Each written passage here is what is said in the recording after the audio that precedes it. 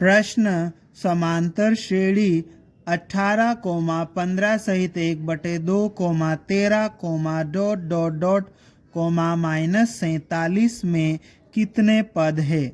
इस प्रश्न में हमें ये जो एपी दी है, इस एपी में कितने पद है यह बताना है। इस प्रश्न को हल करने के लिए हम लिखेंगे हल। दिया है समांतर श्रेणी और उसके बाद में ये जो समांतर श्रेणी हमें दी है इसको हम यहाँ पर लिख लेंगे। समांतर श्रेणी मिलते ही हमें दो चीज़ें निकालना है। क्या क्या? प्रथम पद और सारवंतर। तो हम लिखेंगे यहाँ पर प्रथम पद ए बराबर, इस समांतर श्रेणी का प्रथम पद कितना है? 18। तो हमारा प्रथम पद आ जाएगा 18। अब हमें सारवंतर निकालना है। सारवंतर हम कैसे निकालते हैं? दूसरे पद में से पहले पद को घटा देते हैं। ठीक है, तो हम यहाँ पर लिखेंगे सारवंतर डी बराबर और उसके बाद में दूसरे पद को लिख देंगे।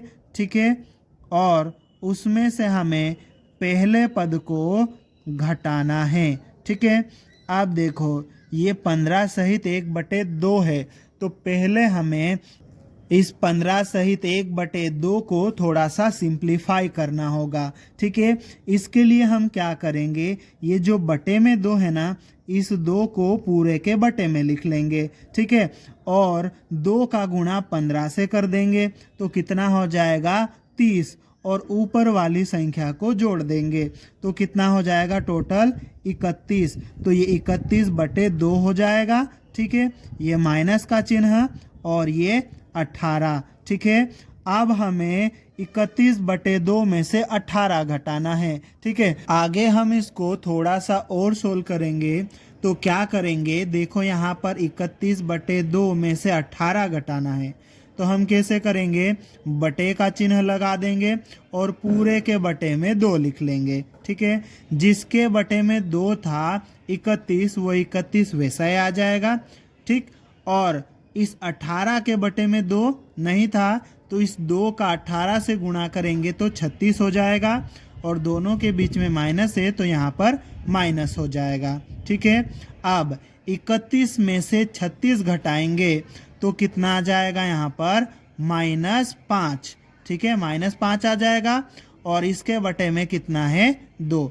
इस प्रकार से डी का मान कितना आ जाएगा? -5/2। अब हमें ये जो समांतर श्रेणी दी है, इस समांतर श्रेणी में आखिरी पद, अंतिम पद भी दिया है। ठीक है, तो हम लिख लेंगे अंतिम पद एल बराबर कितना दिया है? -47। तो -47 हम यहाँ पर लिख लेंगे। इसके बाद में अंतिम पद का सूत्र लगा देंगे। इस सूत्र में हम ए और डी का मान रखेंगे। ए का मान कितना हमारे पास में? 18। तो ए की जगह पर हम 18 लिख देंगे, प्लस फिर n-1 गुणित डी का मान कितना हमारे पास में? -5/2। तो डी की जगह पर -5/2 लिखेंगे, फिर बराबर का चिन्ह लगाएंगे और ये -47। अब इसको हम आगे और सोल्व कर लेते हैं। तो हम क्या करेंगे, ये जो 18 है ना बराबर के इधर, इस 18 को बराबर के उधर भेज देंगे। ठीक है, तो यहाँ क्या रह जाएगा हमारे पास में? n-1 गुणित -5/2। ठीक है, बराबर ये -47 है, और ये 18 इधर प्लस का है, बराबर के उधर जाएगा तो माइनस का 18 हो जाएगा। ठीक है, अब देखो यहाँ पर हम क्या करेंगे, -5/2 का पूरे इस कोष्टक से गुणा कर देते हैं, बाहर ही रख देंगे।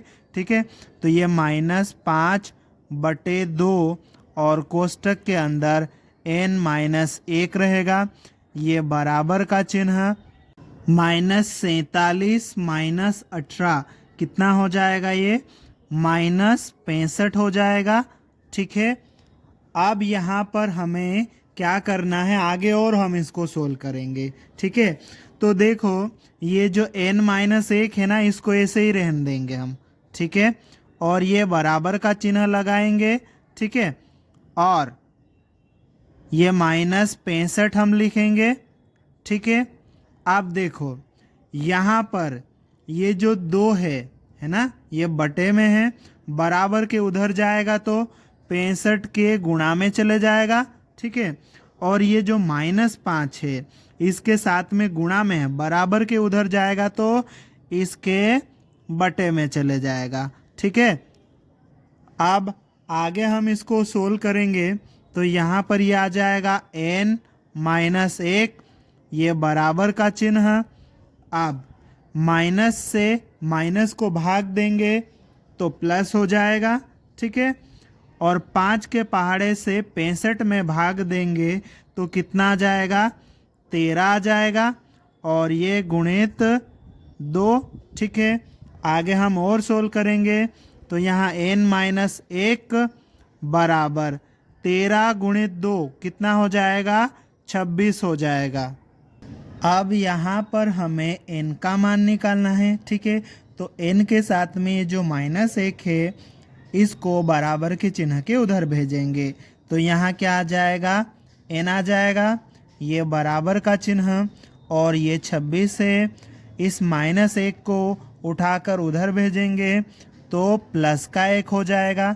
ठीक है, तो n बराबर 26 + 1 कितना हो जाएगा, 27 हो जाएगा। ठीक है, इस प्रकार हमें n बराबर 27 मिल गया। समांतर श्रेणी में n पदों की संख्या होती है और यहाँ पर हमें n का मान 27 मिल गया है। ठीक है, अतः समांतर श्रेणी में कुल 27 पद है और यही हमारा उत्तर है।